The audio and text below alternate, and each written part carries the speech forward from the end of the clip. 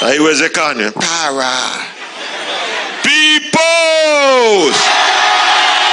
Hakuna kurara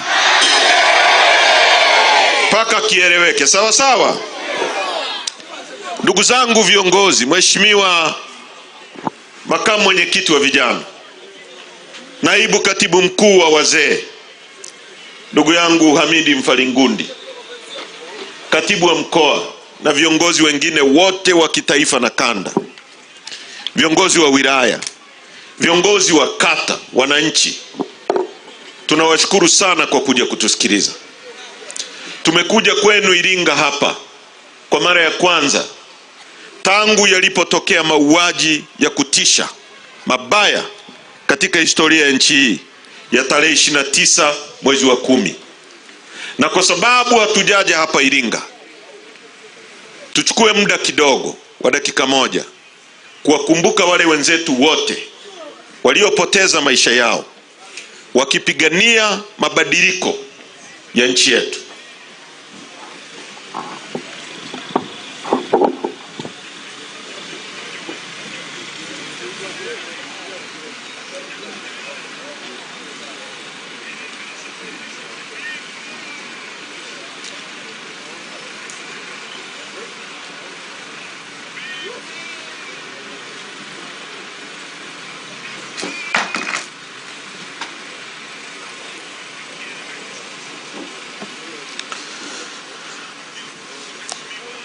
Mwenyezi Mungu aziweke roho za marehemu mahali pema peponi, amina. Sasa ndugu zangu wa Iringa, nisikilize kwa makini. Mwaka 1991 aliyekuwa rais wa Tanzania wakati ule, Ali Hassan Mwinyi, aliunda tume inaitwa Tume ya Jaji Nyalali, ambayo ilizunguka nchi nzima kukusanya maoni ya Watanzania kuhusu uanzishwaji wa mfumo wa vyama vingi. Wakati ule mimi nikiwa mdogo, nakumbuka mzee wewe jamaa, njoo jukwani hapo, kae na mimi utulie, taongea nikimaliza mkutano. Njoo tu, nimekuita mimi, nataka pawe kimya, nataka kuzungumza. Haya, asante. Ukae kwa kutulia hapa. Ameweka vitu kidogo, si ndio? Haya, asante. Ukae utulie kabisa. Umekaa huku jukwani, sio? Kwa hiyo mwaka 91 Nyalali aliunda Rais Mwinyi aliunda tume kwenda kuchukua maoni ya Watanzania kuhusu kurudishwa mfumo wa vyama vingi nchini. Kwa wale wanaokumbuka vizuri, kabla ya uhuru wa nchi kulikuwa na vyama vingi vya kisiasa. Baada ya uhuru mfumo huu ulifutwa. Lakini Watanzania na Watanganyika walitaka kuwe na sauti mbadala. Kwa hiyo kukawa na minong'ono ya muda mrefu sana, mpaka ilipofika mwaka 1991 ikaundwa Tume ya Jaji Nyalali, ikazunguka nchi nzima. Zamani zile alikuwa akija katibu wa CCM anaenda Kiroro, maduka yanafungwa, watu wanasafisha mji, watu wanachanga fedha, katibu wa CCM anaenda kule, wa mkoa, wakati wazidumu fikra za mwenyekiti wa CCM. Wakati ule wana CCM wanakaa kwenye vikao vyao, wanasema nchi nzima ilime mbaazi. Hata kama huko kwenu mbaazi hazistawi, mnapanda, kwa sababu msipopanda mnashughulikiwa na polisi. Wakisema watu wapande migomba, watu wanapanda migomba. Wakati ule kulikuwa na kodi ya kichwa, watu walikimbia manyumba yao wakikwepa kodi ya kichwa. Kulikuwa na kodi za baiskeli, kulikuwa na matatizo makubwa kwenye nchi hii. CCM walimonopolize utawala wa nchi hii. Ukiwa na fikra tofauti ushughulikiwe. Baada ya vyama vingi kuanzishwa, Tulitegemea sasa miaka 34 baadaye watu wazoee mfumo wa vyama vingi, wakusikiliza mawazo hata yale usiyotaka kuyasikiliza. Tulitegemea Samia asikilize Heche, hata kama hanipendi asikilize mawazo yangu, kwa sababu nchi hii sio mali yako Samia na mtoto wako Abduli, ni mali yetu sote. Sasa miaka 34 baadaye CCM wanataka kutumia polisi na usalama wa taifa na majeshi yetu kuimpose mfumo wa chama kimoja cha siasa. Nataka niwaambie askari mliopo hapa na wengine wote, you can take it to the bank. Chukua hilo jambo liweke kwenye benki. Nchi hii haitarudi kuwa ya chama kimoja. Watanzania hawatakubali kamwe na kamwe. Ninasema haya mambo, nasema haya mambo kwa uchungu mkubwa, kwamba leo watu walioko Chadema wanataka kutritiwa kama sio Watanzania, kama sio Watanzania, kama sio Watanganyika. Watu wanauawa, tunajua. Watu wanatekwa, watu wanapotezwa. Kila mwenye fikra tofauti na Samia, maisha yake yako hatarini. Aidha uwe gerezani au upotezwe au uwawe. Nchi hii sio ya kisultani. This is a republic. Nisikilizani, nchi hii ni jamhuri. RPC na OCD kama mko hapa, nchi hii ni ya wananchi, ni jamhuri, sio nchi ya kifalme wala ya kisultani. Kwenye nchi ya jamhuri, ndugu zangu wa Tanzania, jamhuri nyie ndio wenye mamlaka. Na ndio maana katiba iliyoko hii mbovu, ibara ya 8 inasema jamhuri wa Tanzania ni nchi ya mfumo wa vyama vingi. Mamlaka na madaraka yote ya nchi hii kutoka kwa wananchi kupitia kura. Tunajua, mimi najua na wewe unajua na Samia anajua. Samia amejiweka madarakani yeye mwenyewe bila kura ya wananchi. Uongo kweli? Kwa kuua maelfu ya watu.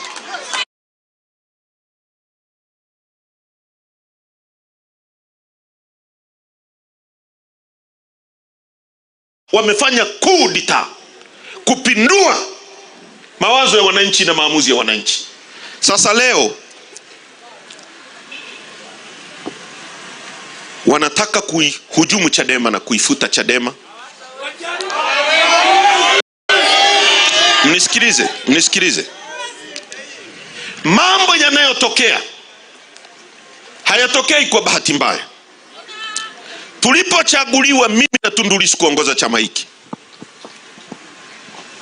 tulisema wazi, mambo ya ujanja na uongo na siasa ya upinzani ya kuwekwa mfukoni imekwisha. Tunataka haki, na haki pekee. Tulisema wazi, tunataka uchaguzi huru na haki. Tukienda kwa wananchi wasipotupa kiti hata kimoja, tunashukuru, tunasema wananchi hawakutuelewa, tunajipanga upya. Tukipata viwili tupate viwili. Ndivyo tulivyosema. Siasa za kuitwa kukaa kudanganyana zimeprevail kwenye nchi hii for far too long, kwa muda mrefu sana. Tulikataa hilo jambo, na mara tulipochaguliwa misukosuko ikaanza. Mara ya kwanza tarehe 9 mwezi wa 4 mwenyekiti wetu akakamatwa. Siku hiyo hiyo ya tarehe 9 mwezi wa 4 Said Issa Mohamed aliyekuwa makamu mwenyekiti wa chama, siku hiyo hiyo aliyokamatwa mwenyekiti wetu, fungua kesi eti kudai mali za Zanzibar.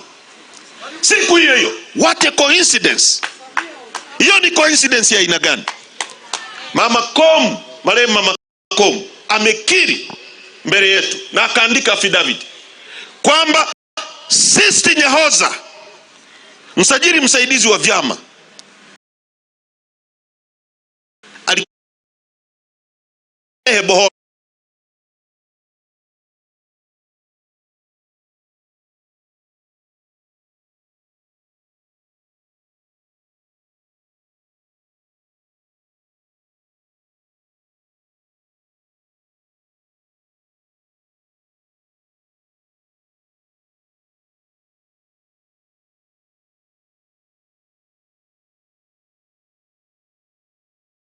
wakafungia chama hiki siku 309.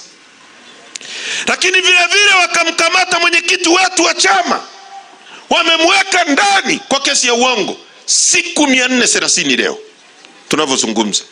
Kesi ya uongo, kesi ambayo ndio kesi namba 1 kwa mujibu wa katiba ya nchi hii, ambayo inapaswa iishe, ndio kesi pekee inayoapia kwenye katiba ibara 28. Wamemweka ndani mpaka sasa. Baadaye ofisi ya msajili ikasema haimtambui katibu mkuu wa chama chetu. Katibu mkuu aliyechaguliwa kwenye uchaguzi ambao haujawahi kutokea kwenye nchi, uchaguzi ambao ulikuwa wazi, TV nchi nzima zilionyesha, Tanzania haikulala, iliona uchaguzi wa Chadema uliofanyika tarehe 21 mwezi wa kwanza pale Dar es Salaam. Msajili wa vyama akasema eti hawamtambui. No wonder hawa watu wanaiba uchaguzi, kwa sababu walishangaa tunapofanya uchaguzi wa kidemokrasia. Ndio maana hawautambui, wanataka wawizi.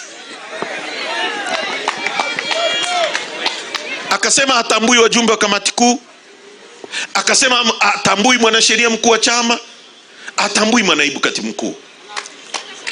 Tumepita kwenye misukosuko ya kutisha sana kwenye nchi chini ya utawala huu.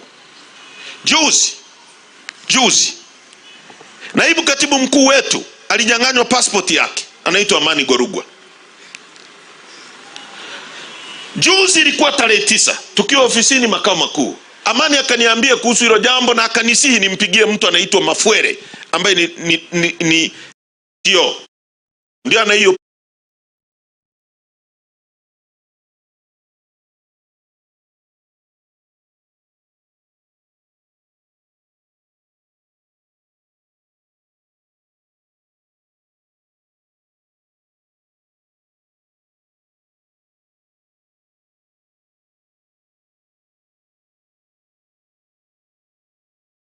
Lakini akagusia kwamba Chadema eti mnapanga fujo, mwende mahakamani kwa wingi mkamtoa Lissu kwa nguvu. Nikamuuliza hilo jambo nalitoa wapi? Mnisikilize kwa makini. Nikamuuliza hilo jambo nalitoa wapi? Kwa sababu ni law abiding citizen, ni watu tunaofuata sheria. Nikamwambia kama ni intelligentsia hiyo. Na baadaye nikagundua kwamba hawa watu siku hizi watu wanatengeneza hera kwa njia za uongo. Wakitaka kutengeneza posho watasema Chadema wanataka kufanya fujo, kwa hiyo tufanyeje? Tuongezee posho, petroli, waje wajaze hapa polisi, alafu warudi waseme tumelinda, tumedhibiti. Kumbe ni ujanja tu wa kutafuta posho, kuharibu fedha za nchi. This is a civilian procession. Hatukatai polisi kuwa hapa, lakini polisi kuja in intimidating citizen, kutisha raia kwa sababu za uongo. Kitu kinaitwa intelligence. Intelligence ya gani hiyo ambayo inashindwa kujua pole yuko wapi sasa? Inajua mikutano ya Chadema tu. Intelligence ya gani? Intelligence ya ipi hiyo? Kwa hiyo mnisikilize.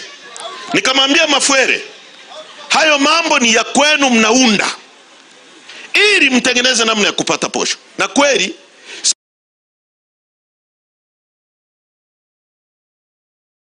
kesi ilikuwa iwe tarehe 11.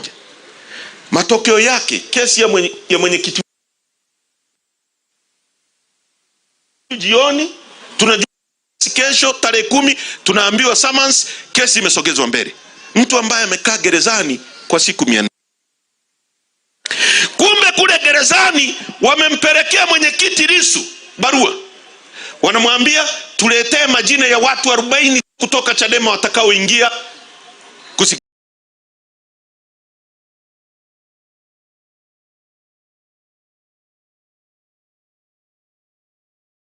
kusikiliza kesi yako. Kesi kubwa kuliko zote tunayoita ya kwetu, eti wanamwambia Lissu yuko ndani kwamba tupe majina ya watu 40. Mnaficha nini? Lissu akawaambia mimi ni nani? Mmezuia viongozi wangu wa chama atuonani. sijui nani yuko Dar es Salaam na nani hayupo, na kesho ndio kesi. Mnataka niwaandikie nani? Nikiandika mtu ambaye amekufa kwa sababu yuko ndani, sijui walioko hai, sijui wagonjwa, naandikaje hayo majina? Lissu akakataa. Mwisho wa siku kesi ikaahirishwa. Sasa ukienda Dar es Salaam, ukienda Moroko, gari la polisi wako in gear kila siku. Ukienda kila junction fire a police state. Police state. Mimi nikiwa mbunge nilienda Sudani ya al-Bashiri, ndio nilikuwa naona raia polisi eti amani inalindwa na polisi. Hawezi kulinda amani. Amani inalindwa na raia. Amani inalindwa na raia. Kwa Mwalimu Nyerere hatukuwahi kuona polisi wamezagaa mtaani. Hatukuona. Mkapa hatukuona. Kwa Kikwete hatukuona. Huyu mama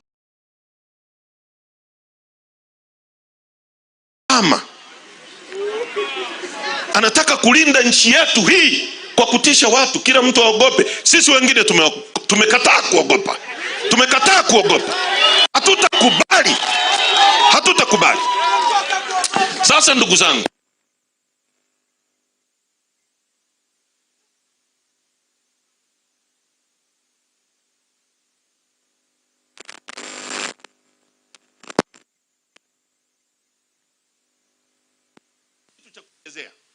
kwa sababu tunaojua Kena ni kiongozi, ni speaker, ni paka tu anaambiwa ngata au singata.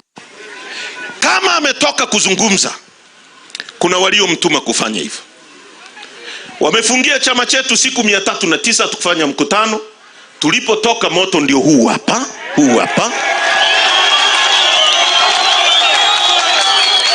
Hapa hakuna aliyesombwa, hakuna aliyelipwa. Imeambiwa speaker tu Heche anakuja, Mwembe Tobo imetapika hapa. Tuliwaambia hawana kifua cha kushindana na sisi, watapasuka. Wewe unaenda kwenye mikutano ya unatumia milioni 60. Mimi nakuja na speaker tu. Sasa ukishindana na mimi, na kuanzia wiki inayokuja tulikuwa tunaanza mikutano wilaya kwa wilaya. Sasa wamegundua huu moto hawauwezi, wanatumia kiongozi kama speaker ili wafungie Chadema mikutano. Nataka kuanzisha fujo nyingine. Natumia nafasi hii. Samia, nchi hii ni ya vyama vingi tangu mwaka 92. Usichochee machafuko kwenye nchi. Usirete vurugu. Wewe umejiweka madarakani kwa nguvu za bunduki.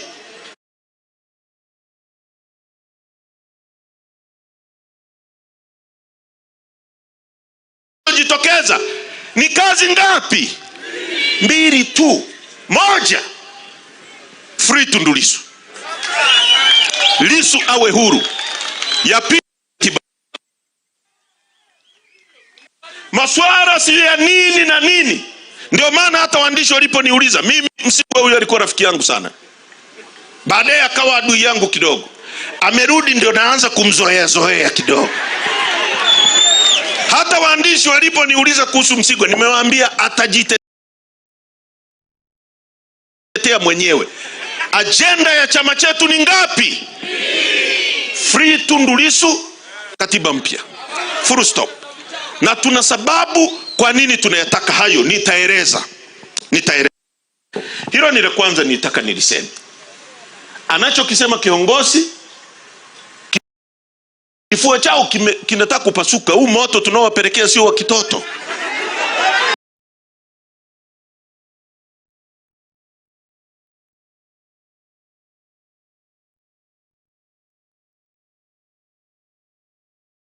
Yaani wewe kiongozi, polisi wasijue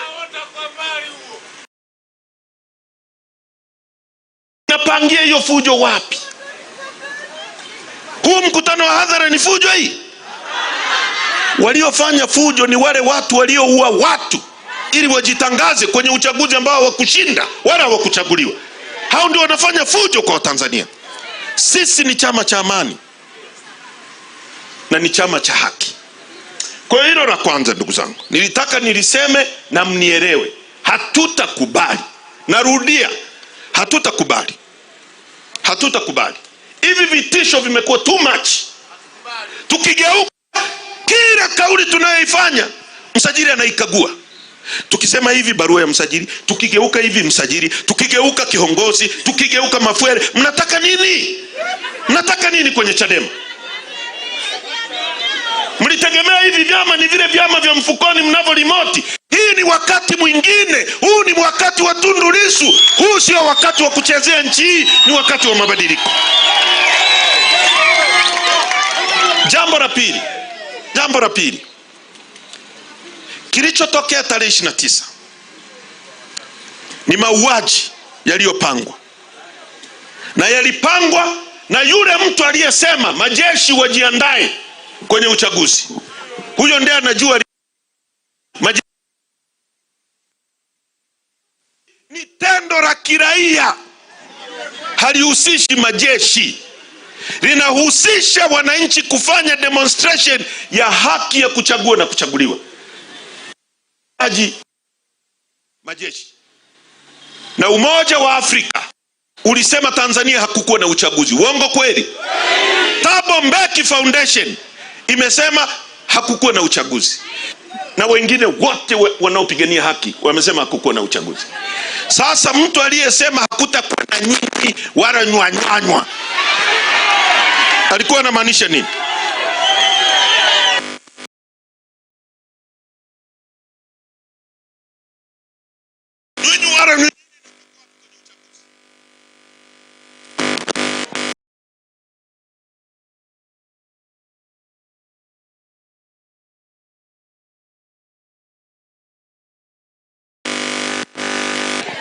Mauaji ya tarehe 29